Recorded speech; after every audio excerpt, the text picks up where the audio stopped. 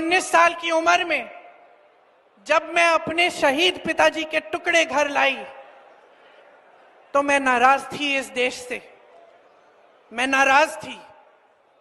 मेरे दिल में यह भावना थी, मैंने अपने पिता को भेजा, तुम्हारा काम था सुरक्षित रखना। मैंने अपने पिता को हिफाजत से तुम्हारे पास भेजा और तुमने ये टुकड़े लौटा दिए मुझे, और वो टुकड़े इस झंडे में लपेटे हुए थे, देश के झंडे में। मैं नाराज थी। मैं समझती हूं शहादत की का क्या मतलब है। जैसे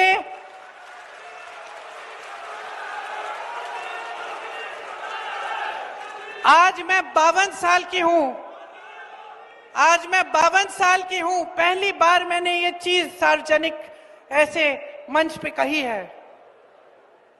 लेकिन वो जो नाराजगी थी मेरी, आस्ते आस्ते मैं समझी कि उस तरह की जो नाराजगी होती है वो सिर्फ उससे होती है जिससे प्रेम करते हैं हम। मेरे देश के लिए मेरे दिल में कितना प्रेम है, मैं कैसे समझाऊं।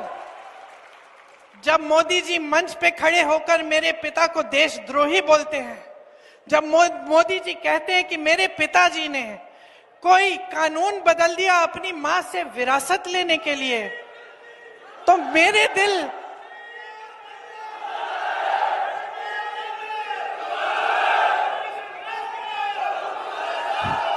तो मोदी जी इस बात को समझ नहीं पाएंगे कि मेरे पिताजी को विरासत में धन दौलत नहीं मिली, मेरे पिताजी को विरासत में शहादत की भावना मिली।